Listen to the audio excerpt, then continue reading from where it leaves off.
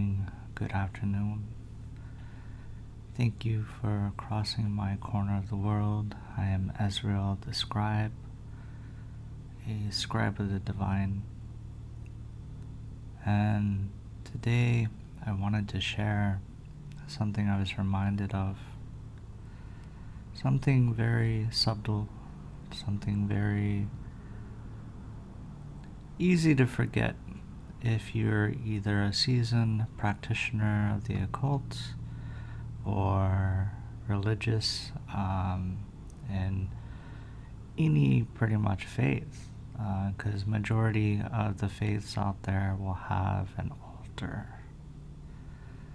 And today's topic is about altar working as well as altar maintenance. So if you're interested, stay tuned.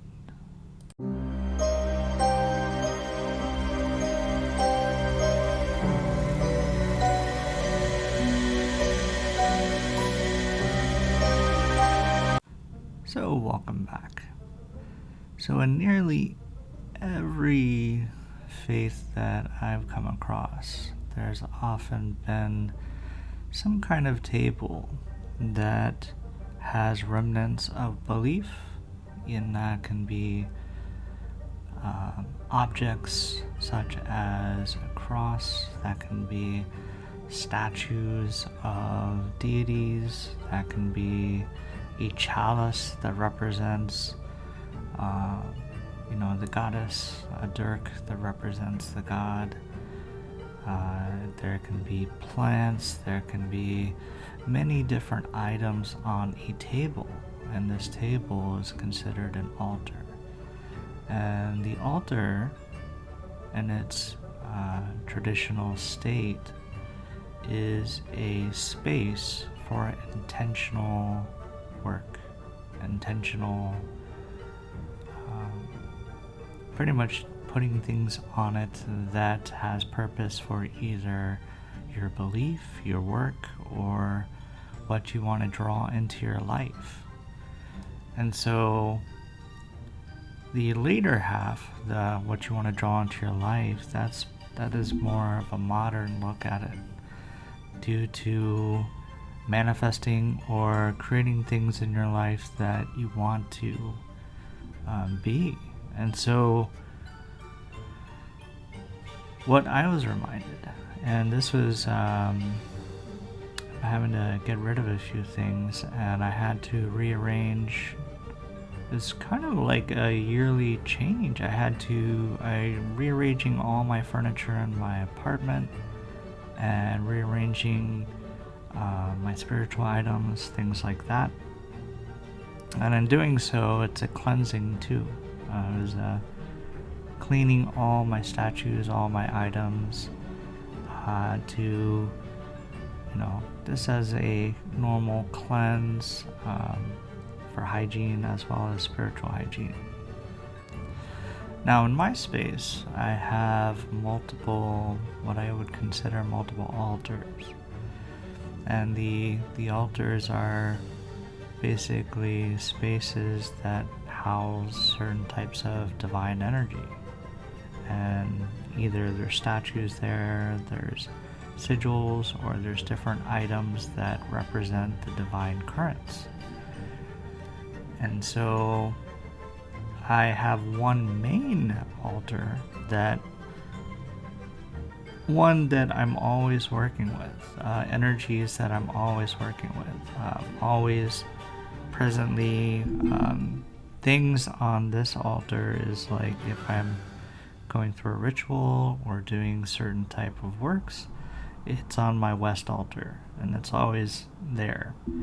And so I was putting some items back on these other altars, and my intuition kicked in, and what I was holding was a Shiva Shakti, and it represents like divine connection, and it represents also connection with others and other people. And I'm realizing, what I'm trying to work on in my life right now is building community, working with others, and building relationships. And so I'm like, why don't I have this on my main altar? And so I did that. I put that on my that statue on my main altar, because that's what I instinctually, that's what I, and consciously, that's what I want to work on. So it was a reminder that, if you have, certain things in your life that you want to work on, be sure to put them in the forefront. Be sure to put them where you see them daily, that that's an important thing in your life. And we can get, left in the mess of letting it fall into the subtle, the unconscious, and then we start wondering why we can't build community, or why, because we're not focusing on it. We're not putting that in our forefront.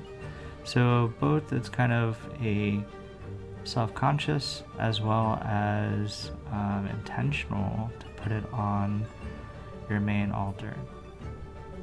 And that was one thing I wanted to cover with this topic, is that altars have many purposes. And in Christianity, they house the cup of Christ, they house the Bible, the main book, and they hold the cross generally.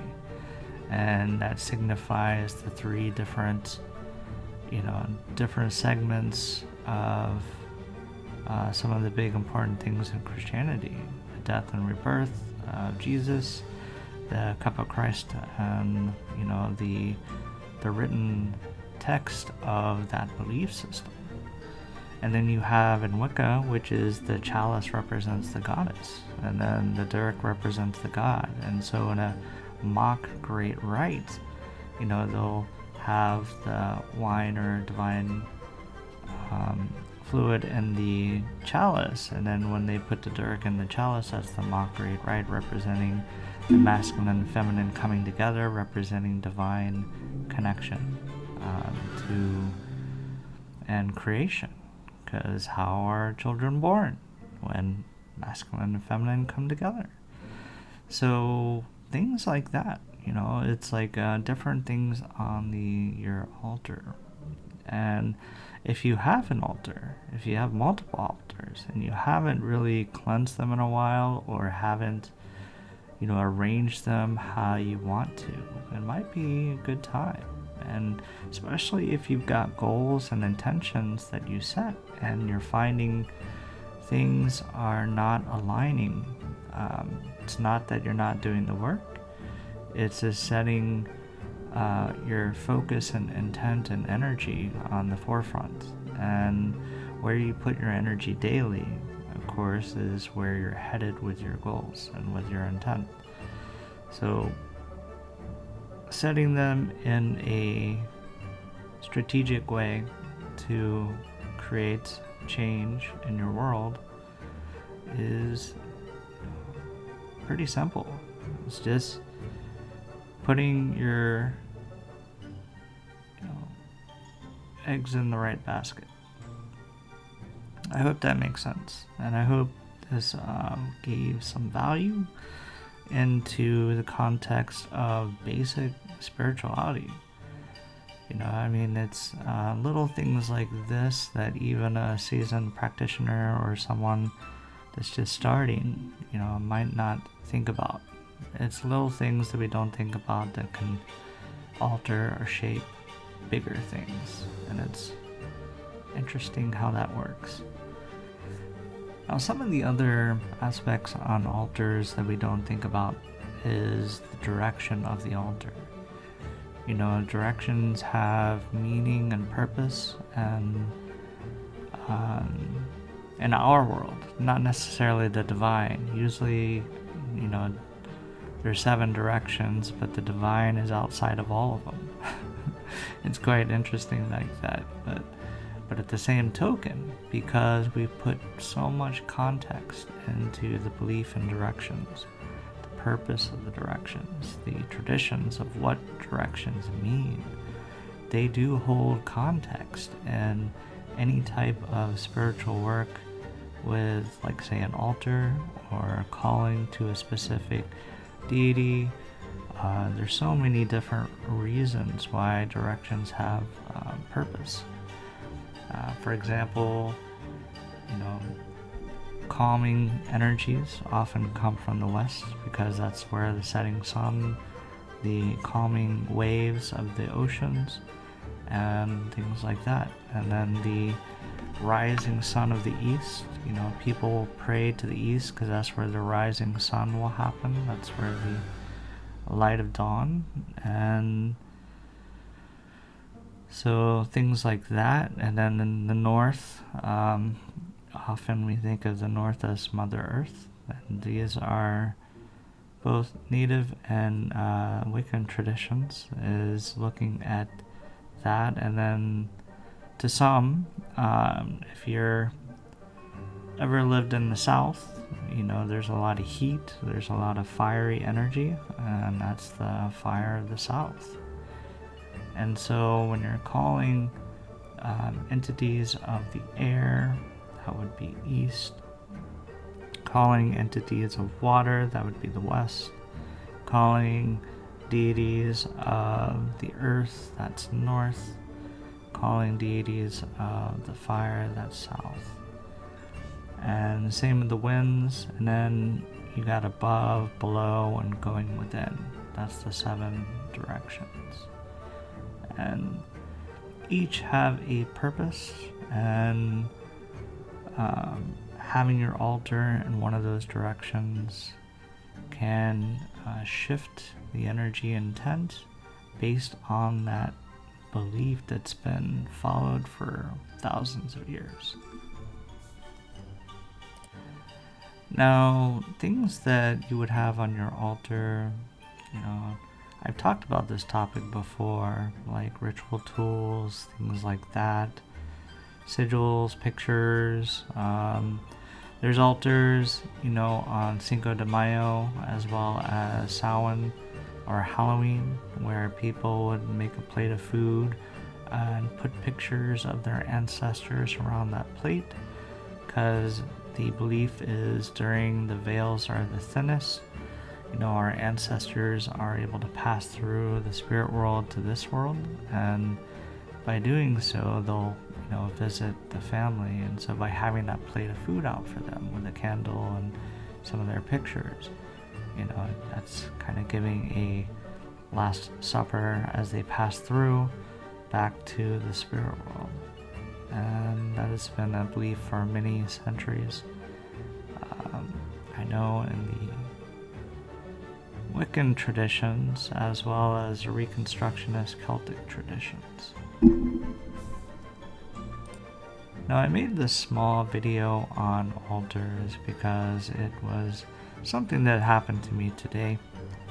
I felt very called to speak on it. If you like this type of content, I do encourage you to subscribe. I do post on topics of the occult, history, things that I'm passionate about, as well as videos on places in Oregon and nature. So stay tuned for more of that. Until then, I wish you all safe travel.